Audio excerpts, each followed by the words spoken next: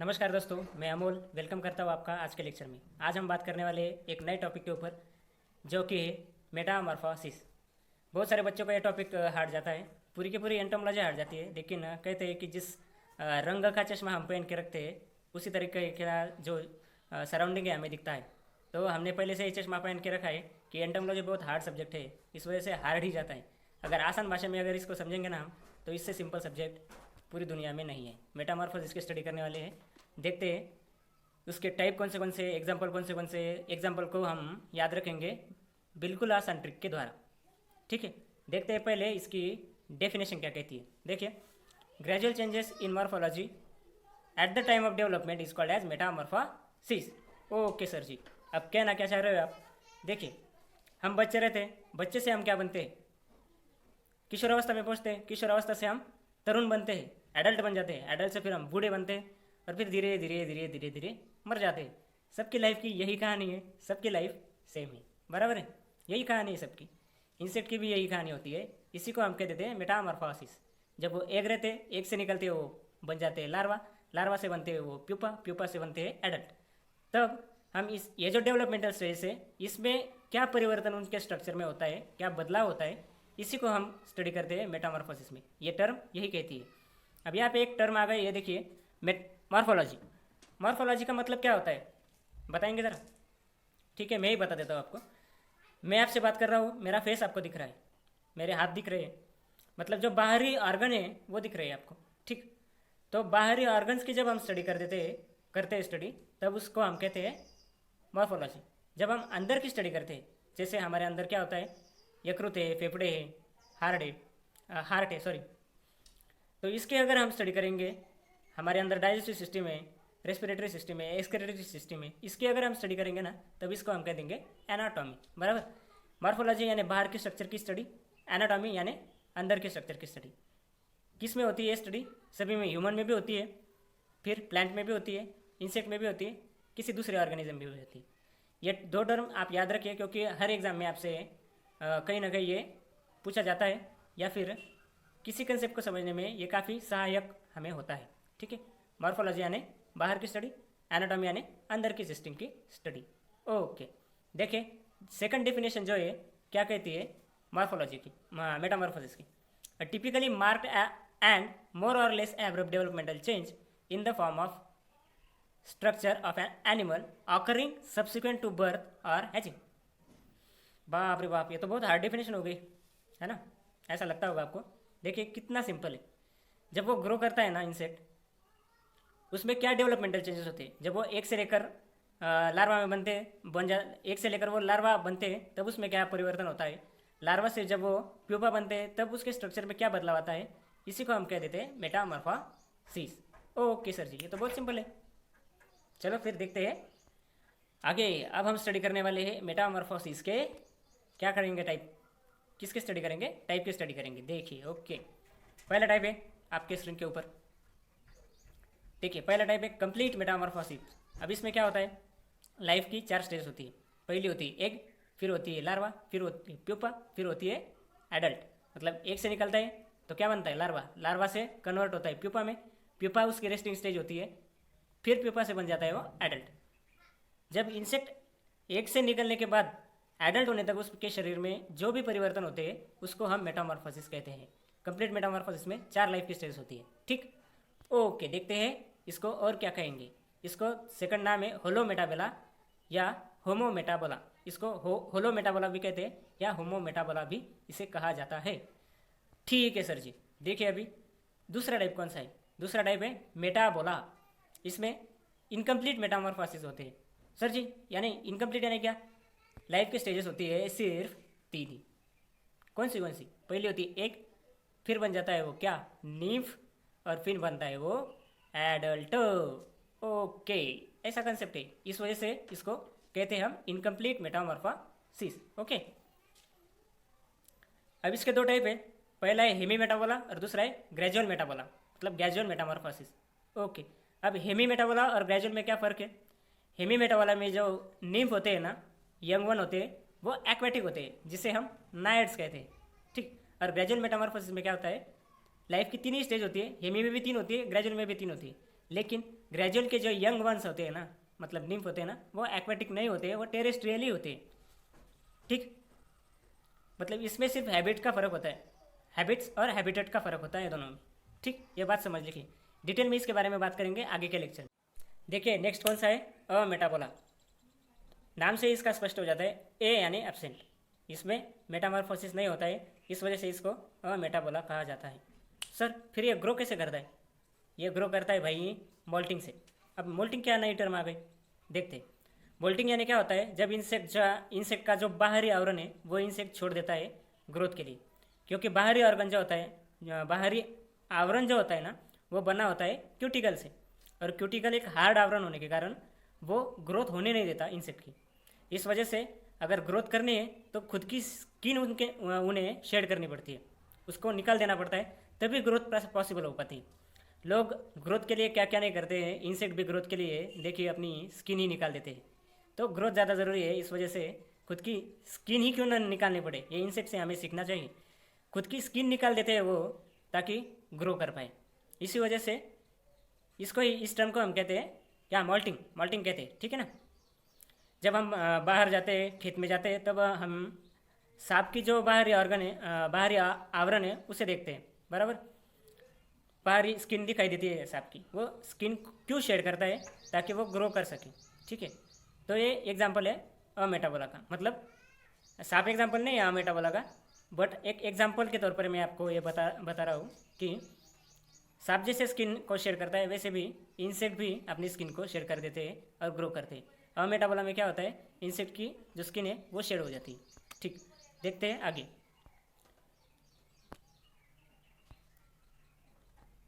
ठीक, incomplete Metamorphosis में देखेंगे अभी उसकी डेफिनेशन क्या कहती है। अब देखिए, here egg is turn into nymph during the development, but nymph is the smallest form of an adult, therefore such metamorphosis is called as a direct metamorphosis. Sir ji ये क्या है अभी बड़ी बड़ी डेफिनेशन देख के कई बच्चों का दिल डर सा जाता है। सिंपल भाषा में समझेंगे तो बहुत आसान है। देखिए, जो अंडा होता है वो क्या बन जाता है, निम्फ बन जाता है, और निम्फ जो होता है एडल्ट का सबसे स्मॉलेस्ट फॉर्म होता है, क्योंकि अंडे को हम स्मॉलेस्ट फॉर्म नहीं कह सकते। ठीक है ना। जब वो अंडे को बाहर, मतलब अंडे को वो हैचिंग करके जब बाहर आ जाता है ना, तब निम्फ बनता है। निम्फ को हम कहते हैं smallest form of an adult. ठीक है ना। तो इसमें क्या होता है, एक होता है, एक से निम्फ बनता है, निम्फ से बन जाता है वो एडल्ट। ठीक है, 3 ही लाइफ की स्टेज होती है, इस वजह से इसको कहते हैं इनकम्प्लीट मेटामॉर्फोसिस। देखिए सर आगे आगे क्या है, देखिए इनकम्प्लीट का पहला टाइप है जिसे हम कहते हैं ग्रेजुअल मेटामॉर्फोसिस। ओके, इसमें क्या होता है, देखिए it is also called as general metamorphosis. General क्यों कहते हैं, क्योंकि बहुत सारे सिंपल चेंजेस होते हैं। जो कलर होता है ना, वो कलर फेंट होता है निम्फ का, बाद में वो डार्क हो जाता है। विंग्स डेवलप नहीं होते निम्फ में, वो बाद में क्या बन जाता है, विंग्स डेवलप हो जाते हैं। ठीक है, तो बहुत सारे ग्रेजुअल चेंजेस होते हैं, सिंपल चेंजेस होते हैं, इस वजह से इसको जनरल मेटामॉर्फोसिस हम कहते हैं। 3 लाइफ की स्टेज होती है, एग, निम्फ और एडल्ट। देखिए young one is called as nymph. ठीक, young one is called as nymph, इसको याद रखिए। There is similar like parents but have some structural differences which only entomologist और प्रोफेशनल कैन टेक। बहुत सारे छोटे से डिफरेंस होते हैं, मतलब जो है एडल्ट है और निम्फ है बहुत सेम दिखते हैं, सिर्फ उनकी साइज अलग होती है और कुछ स्ट्रक्चरल डिफरेंसेस होते हैं जो प्रोफेशनली हमें बता सकते हैं। ऐसे साधारण मनुष्य को नहीं पता लगता है कि निम्फ है या फिर एडल्ट है। ठीक है, हैव नो विंग्स और वीक विंग्स इन निम्फ, मतलब विंग जो होते हैं निम्फ में बिल्कुल नहीं होते, या वीक विंग्स डेवलप हो जाते हैं। जब वो बड़े होते हैं तब क्या हो जाता है, विंग डेवलप हो जाते हैं। देखिए similar to adult but size is less and colour is faint. Colour उसका जो छोटा कलर जो होता है वो क्या होता है, फेंट होता है, डार्क नहीं होता है निम्फ का।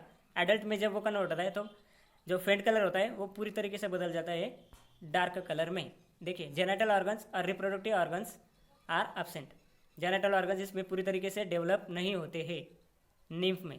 जब वो लैटर निम्फ में बदलता है, एक निम्फ से दूसरे निम्फ में बदलता है, दूसरे निम्फ से वो जब फाइनल निम्फ बन जाता है, तब उसमें रिप्रोडक्टिव ऑर्गन डेवलप होते हैं, कलर फेंट से डार्क हो जाता है और साइज़ भी बढ़ जाती है। ठीक, मॉल्टिंग मेनी टाइम्स होती है। अब मॉल्टिंग मैंने बताया आपको क्या होता है, इंसेक्ट अपने जो स्किन को शेड कर देता है तब उसे हम मॉल्ट कहते हैं, मॉल्टिंग कहते हैं। तो ये बहुत बार अपनी स्किन को जो है ग्रोथ के लिए शेड कर देता है। ठीक, अब देखिए इसके लाइफ के स्टेज देखिए, एक से वो बन जाता है निम्फ, मतलब एक छोटा निम्फ होता है, इससे थोड़ा बड़ा निम्फ बनता है जिसे निम्फ टू कहते हैं, और वो फाइनल निम्फ बन जाता है। फाइनल निम्फ में क्या होता है, फाइनल निम्फ में जब वो बन जाता है तब उसमें जेनेटल ऑर्गन्स डेवलप होते हैं, साइज बढ़ जाती है, कलर फेंट से डार्क बन जाता है।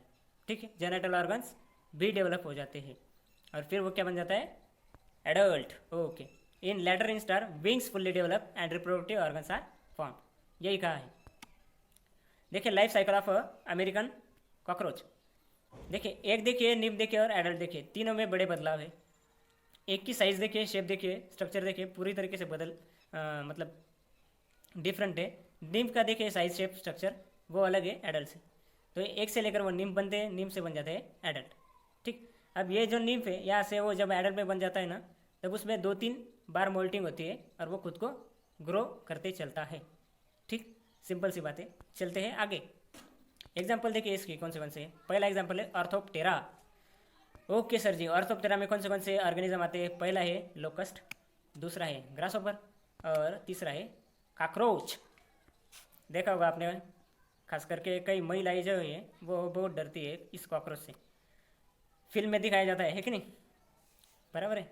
ऐसे सीन तो देखना पसंद है बहुत सारे लड़कों के, हो ऐसे ही बात करते रहिए सर जी, है ना, मज़ा आ जाता है। देखिए पहला जो है वो है लोकस्ट, दूसरा है ग्रासहोपर और तीसरा है कॉकरोच। इसको ठीक से देख लीजिए ताकि आइडेंटिफाई भी आपको ठीक से हो पाए। देखते हैं आगे। सॉरी, इसको हम ट्रिक के द्वारा याद रखने की कोशिश भी करने वाले थे। अब देखते हैं इसकी ट्रिक हमें क्या कहती है, इसको कैसे याद रखें। अब देखिए ये जो है ना यहाँ पे, और लोग ग्रास के ऊपर ढूंढ रहे हैं कॉकरोच को, ठीक है, और जो लोग हैं वो ग्रास के ऊपर ढूंढ रहे हैं कॉकरोच को। और यानी क्या, ऑर्थोप्टेरा। लोग यानी क्या, लोकस्ट। ग्रास के ऊपर ढूंढ रहे हैं यानी ग्रास ऊपर, कॉकरोच को ढूंढ रहे हैं यानी कॉकरोच। इस तरीके से इसको याद रखना है। इसमें मेटामॉर्फोसिस होता है, ग्रेजुअल मेटामॉर्फोसिस। लाइफ की 3 ही स्टेज होती है, इस वजह से इसको इनडायरेक्ट मेटामॉर्फोसिस भी कहते हैं। ठीक, देखते हैं आगे। अब आगे क्या है, थाइजोनेप्टेरा। इसमें भी ग्रेजुअल मेटामॉर्फोसिस होता है। एग्जाम्पल देखिए थ्रिप्स। ठीक, फोटो देख लीजिए थ्रिप्स का कैसा होता है। ठीक, अब इसे कैसे याद रखें, देखिए सिंपल भाषा में इसे याद रखा जाता है। देखिए देखिए देखिए, ये TH है और ये भी TH है। ठीक, तो TH से थाइजोनेप्टेरा, TH से थ्रिप्स, ऐसे इसको याद रखना है। ठीक, बहुत सिंपल सी बातें हैं। चले आगे। आइसोप्टेरा में भी ग्रेजुअल मेटामॉर्फोसिस पाया जाता है। ठीक, अब इसमें कौन सा है, टर्माइट्स आता है। आइसोप्टेरा ऑर्डर में टर्माइट्स आता है। देख लीजिए कैसा दिखता है, ये इस तरीके से दिखता है टर्माइट। ठीक है, अब इसको कैसे याद रखें, आसान भाषा में देखते हैं। इस टर्म, ये जो टर्म बताई मैंने मेटामॉर्फोसिस आपको, क्या इसको अभी आप भूल सकते हैं? नहीं सर, नहीं भूल सकते ये, लेकिन भूल भी सकते हैं, कुछ कहा नहीं जा सकता, लेकिन इतनी आसान भाषा में बताए तो याद ही रह जाएगा सर।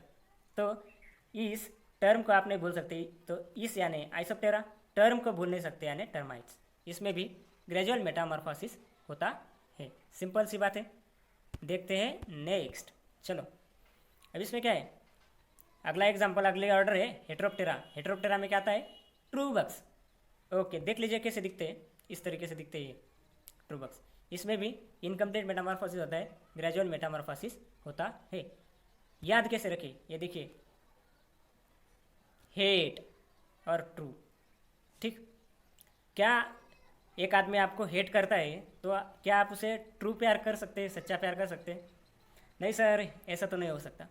कुछ लोग हैं ऐसे, समाज को ऐसे लोगों की ज़रूरत है, लगे रहिए भाई।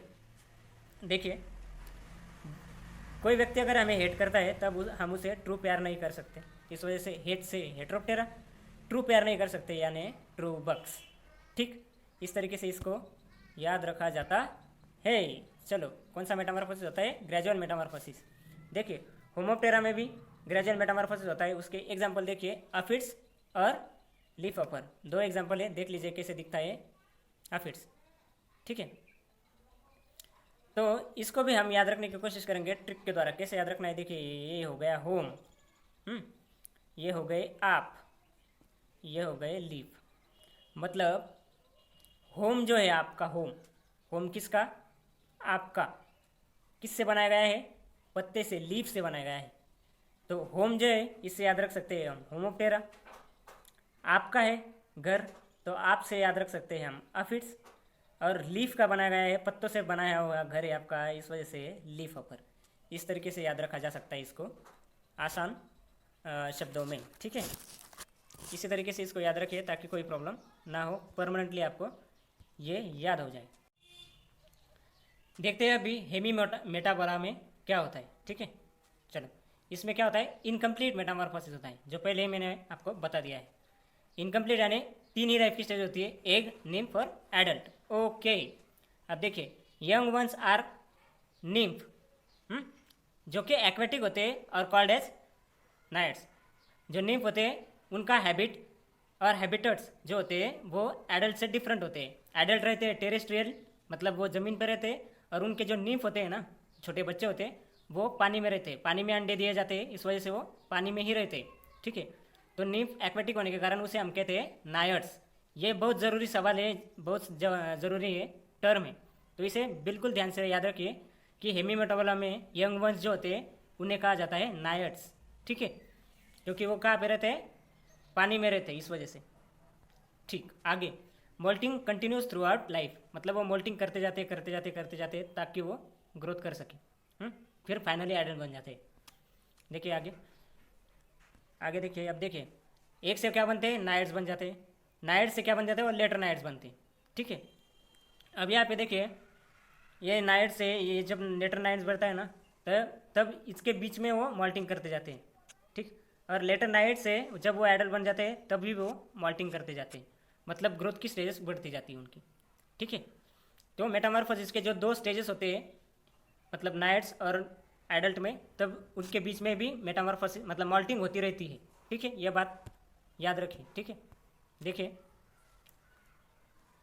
आगे क्या कर रहे हैं? Nymphs resemble like adult except size, colour and sexually not develop. मतलब नाइट जो होते हैं वो सेम दिखते हैं एडल्ट की तरह, लेकिन उनका जो साइज़ है, कलर है और सेक्स ऑर्गन है वो डेवलप नहीं होते हैं। साइज़ छोटी रहती है, कलर फेंट होता है और सेक्सुअल ऑर्गन्स डेवलप नहीं होते हैं, ठीक। Habits and habitats are different, जैसे मैंने आपको पहले बताया, जो एडल्ट है वो टेरेस्ट्रियल होते हैं, मतलब ज़मीन पे रहते हैं, और जो निम्फ होते हैं जिसे हम नाइट्स कहते हैं, वो कहाँ पे रहते हैं? पानी में रहते हैं, ठीक है। Young one respire bye means of gills, वो पानी में रहते हैं तो गिल्स से ही वो क्या करेंगे? अपना श्वास अंदर बाहर लेंगे, ठीक है। रिस्पिरेशन वो करेंगे गिल्स से, जैसे हमें पता होगा मछलियाँ जो है वो गिल से ही अपने रिस्पिरेशन पूरी करती है।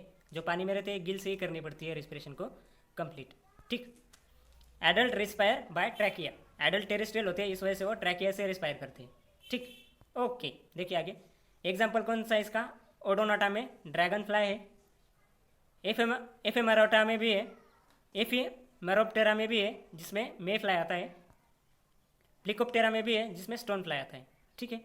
कैसे एग्जाम्पल है? देखिए आगे, ड्रैगन फ्लाई आपको दिख रहा होगा, ये देखिए, देखिए देखिए देखिए देखिए देखिए, ओके।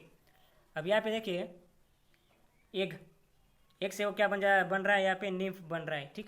देखिए ये निम्फ, देखिए इसमें, देखिए इसमें, देखिए कुछ बदलाव है, क्योंकि सिर्फ वो बड़े होते जाते हैं। ये देखिए यहाँ पे निम्फ, और फिर वो बन जाता है एडल्ट, ठीक। तो एक जो है वो कहाँ पे दिए जाते हैं? पानी में दिए जाते हैं। ये निम्फ कहाँ पे रहते हैं? पानी में रहते हैं। जब एडल्ट बन जाता है तब पेड़ के ऊपर आता है, किसी जो हम कहते हैं प्लांट के ऊपर आता है, ठीक है। इस तरीके से इनकी लाइफ स्टाइल होती है, देख लीजिए ठीक से ताकि समझ आ जाए। एक जो होता है अंडे पानी में दिए जाते हैं, नींव पानी में ही रहते हैं, सिर्फ एडल्ट बनने के बाद वो बाहर आते हैं। इस वजह से इसको क्या कहते हैं हम? इनकम्प्लीट मेटामॉर्फोसिस का हेमी मेटामॉर्फोसिस कहते हैं, ठीक है। देखिए आगे एग्जाम्पल देखिए, स्टोन फ्लाई। अब देखिए एक जो है कहाँ पे दिए गए हैं? ये अंडे पानी में दिए गए, फिर बन जाता है ये नींव से वो एडल्ट होता है, एडल्ट बन के बाहर आ जाता है। इसकी कहानी ऐसी है, ठीक है। समझ लीजिए प्रॉपरली ताकि कोई दिक्कत आपको ना आए, ठीक है। चलो आगे, अब इसको अल्टरनेट नेम क्या दिए गए हैं? देखिए इनकम्प्लीट मेटामॉर्फोसिस को डायरेक्ट मेटामॉर्फोसिस भी कहते हैं। कैसे? अगर मैं आपको कहूँगा 4 सीढ़ियाँ चढ़नी है, तो आप अगर पहली से 4 पे कूद गए तो हम क्या कहेंगे, ये डायरेक्ट आ गए, है ना। तो इस वजह से हम इसको डायरेक्ट मेटामॉर्फोसिस कहते हैं। ग्रेजुअल बदलाव होते हैं, फास्ट बदलाव होते हैं, छोटे छोटे बदलाव होते हैं, इस वजह से इसको ग्रेजुअल मेटामॉर्फोसिस भी कहते हैं। और हेमी मेटामॉर्फोसिस क्यों कहते हैं, बता सकते हैं आप, बताइए ज़रा। हेमी मेटामॉर्फोसिस को क्यों कहते हैं, क्योंकि ये आधा मेटामॉर्फोसिस होता है, 3 ही लाइफ के स्टेज होते हैं। अब हेमी ये शब्द कहाँ से लिया गया है, सेमी से लिया गया है। अब मैं आपको कहूँगा कि अगर आप सेमी इंग्लिश में पढ़ते तो आपके 3 सब्जेक्ट इंग्लिश में होंगे, बाकी किसी दूसरी भाषा में होंगे, मतलब आधे सब्जेक्ट इंग्लिश में होते। तो सेमी का ही एक रूप है हेमी, ठीक है ना। इस वजह से हेमी यानी आधा होता है, सेमी यानी भी आधा होता है। तो इसको हेमी मेटामॉर्फोसिस इसलिए कहते हैं क्योंकि आधा मेटामॉर्फोसिस होता है, 3 ही लाइफ की स्टेज होती है, 4 नहीं होती है। इस वजह से इसको हेमी मेटामॉर्फोसिस कहते हैं। इनडायरेक्ट मेटामॉर्फोसिस मतलब डायरेक्ट मेटामॉर्फोसिस कहते हैं, और इनकम्प्लीट मेटामॉर्फोसिस भी कहते हैं। चले आगे, अब कंप्लीट मेटामॉर्फोसिस की प्रोसेस देख लीजिए। 4 लाइफ की स्टेज होती है, हाँ, एक, फिर लार्वा, फिर एडल्ट, फिर प्यूपा और फिर एडल्ट। 4 लाइफ की स्टेज होती है, इस वजह से इसको कहते थे कंप्लीट मेटामॉर्फोसिस। देखिए एक देख लीजिए, एक के बाद लार्वा कैसे होता है, देख लीजिए। शॉर्ट लेग्स होते हैं लार्वा के, फिर बनता है प्यूपा। प्यूपा रेस्टिंग स्टेज होती है, यहाँ पे वो डेवलप कर देते हैं अपने विंग्स को, अपने एंटीना को, कलर को अपने डार्क कर लेते हैं, पंख उनको यहीं पे आ जाते हैं इस स्टेज में, और फिर वो बटरफ्लाई बन के बाहर निकल जाते हैं। ऐसी इनकी लाइफ की स्टोरी है, ठीक है ना। बहुत आसान भाषा में देखिए, तो देख लीजिए कैसे इसके लाइफ की स्टेज ये गुजारता है। चलते हैं हम आगे। Larva different from adult, larva देखिए आप, और एडल्ट देखिए, ये लार्वा है और एडल्ट देखिए, पूरी तरीके से डिफरेंट। ये देखिए, ये लार्वा और ये एडल्ट, पूरी तरीके से कितना बदलाव है इसमें, है ना। तो इस वजह से larva different from adult. Worm like with short legs, worm like होता है विथ शॉर्ट लेग्स, ठीक है ना। ये देखिए वर्म लाइक है, शॉर्ट लेग्स है उसके, ये देखिए वर्म लाइक दिख रहा है आपको, शॉर्ट लेग्स है। ठीक ठीक ठीक ठीक, ओके, चलो आगे। विंग्स कंपाउंड आइज जो होते हैं वो एब्सेंट होते हैं, किसमें, प्यूपा में, या जो हम कहते हैं लार्वा में, ठीक है। लार्वा में जो है विंग्स और कंपाउंड आइज नहीं होते, जब वो प्यूपा में जाता है तब उसको विंग्स कंपाउंड आइज डेवलप होते हैं। मॉल्टिंग कंटिन्यूसली करता है। Pupa is resting stage enclosed in puparium, मतलब जो वो प्यूपारियम में नाम का एक जो आवरण होता है वो बना लेता है अपने बाहरी, और वो रेस्टिंग स्टेज में चला जाता है प्यूपारियम में। फिर प्यूपारियम में क्या होता है, वो अपने विंग्स को डेवलप करता है, अपने जो कलर है उसको फेंट से डार्क कर लेता है, जो साइज़ है अपनी उसको बढ़ा लेता है, उसके कंपाउंड आइज एब्सेंट होते हैं उसको डेवलप कर लेता है, रिप्रोडक्टिव ऑर्गन्स एब्सेंट होते हैं उसको डेवलप कर लेता है, विंग्स को भी डेवलप कर लेता है। तो इतने सारे स्टेज जो है वो प्यूपा में कंप्लीट करता है, और फिर एडल्ट बन के वो बाहर आता है। बटरफ्लाई हमने देखा होगा, ठीक है ना। इस तरीके की इनकी लाइफ स्टेजेस है। Compound eyes, wings, mouth parts, antenna, reproductive organs develop inside puparium. Puparium में ही compound eyes, wings, mouth part and antenna develop होते हैं। रिप्रोडक्टिव ऑर्गन भी वहीं पे डेवलप होते हैं, ठीक। When all organs develop in puparium then come out of the puparium, जब सभी ऑर्गन डेवलप हो जाते हैं तब वो बाहर आता है प्यूपा से, ठीक है, प्यूपेरियम से। प्यूपा से फिर वो बन जाता है adult. Majority of insect undergo complete Metamorphosis, ठीक। मेजॉरिटी जो इंसेक्ट है उसमें कंप्लीट मेटामॉर्फोसिस पाया जाता है। सिंपल सी बात है। फिर अब लेते हैं हम थोड़ा सा आराम, ठीक है। So at last I would like to say thank you to you everyone. Thank you one and thank you all for watching this video till the last. Thank you.